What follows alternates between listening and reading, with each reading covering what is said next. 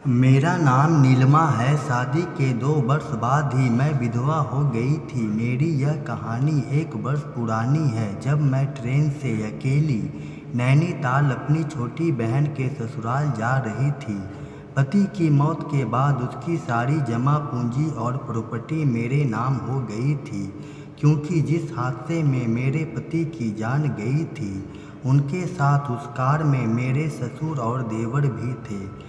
मेरा देवर उस वक्त कुंवारा ही था। अगर राजीव से मेरी मुलाकात न होती तो शायद आज मैं इतनी बड़ी दुनिया में खुद को यह न समझा पाती कि मैं अकेली ही सब संभाल सकती हूँ। उस वक्त शाम के 8 बजे थे।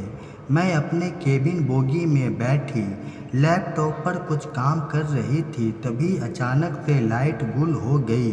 मैंने टीटी को इस बात की जानकारी दी। वह बोला, मैडम, कुछ टेक्निकल प्रॉब्लम हो गई है, बहुत ज़्यादा अंधेरे की वजह से। मैंने दरवाज़ा ओपन कर दिया और मोबाइल की रोशनी में बैठी थी।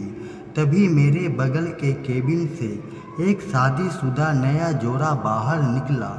मुझसे कुछ देर बातें की और खेद प्रकट कर अपने केबिन में चले गए। लेकिन मुझे नहीं पता था कि मेरी बात कोई और भी सुन रहा है।